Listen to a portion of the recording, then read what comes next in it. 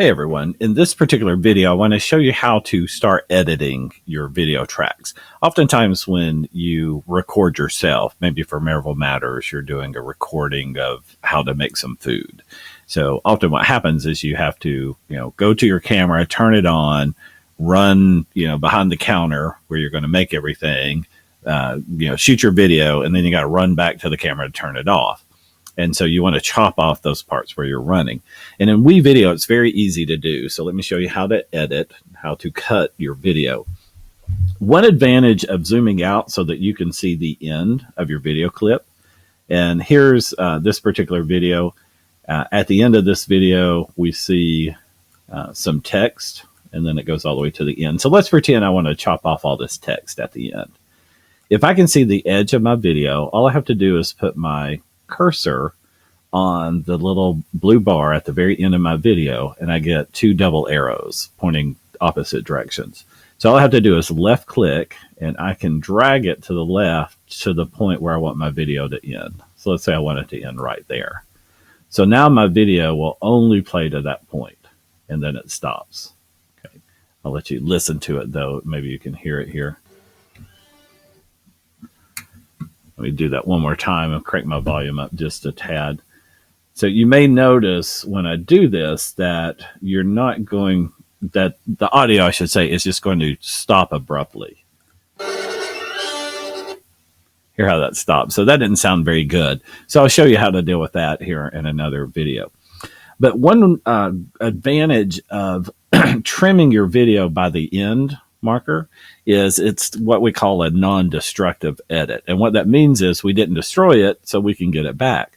So if I decide a few seconds later that, I really do want to have that black credit text at the end, I can just grab it again and drag it back to the right, and now it's back in there. So I really didn't get rid of it, I just kind of hid it. Another way, though, that you can chop it off is you can move this green playhead, the marker. You can move it to where it is you want your video to end. Again, let's say right there. But inside the marker, there's a little scissor icon. If you click on those scissors, it is going to cut it at that point. And so now I have a second clip. So instead of one long clip, it cut it right there, and it made a second short little clip. And inside that clip, I have a little trash can icon. Now, bear in mind, if you are zoomed out too much, you're not going to see those icons. So like when I click on this clip, I don't see them. So sometimes you do have to zoom in a little bit so you can see your icons.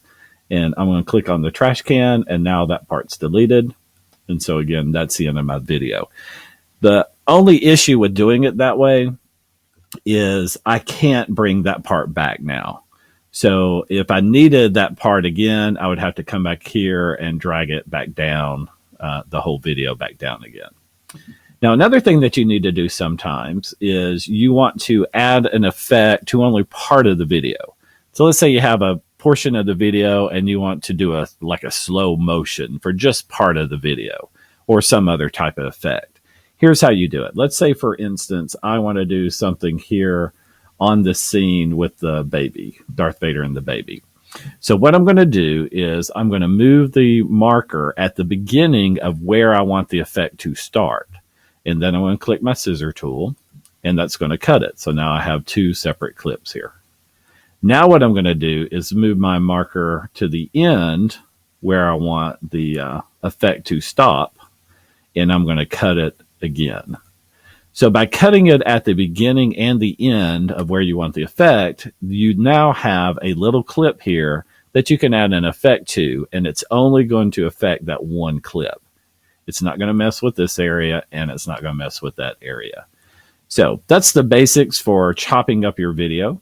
And so I want you during the process to, bring a video down, or upload a video and then bring it down to the timeline. And you could do this with a picture as well. Bring a picture down and chop it up. And so once you chop it up, I'm going to have you make some edits and put in some transitions. And those are things we're going to talk about in the next few videos.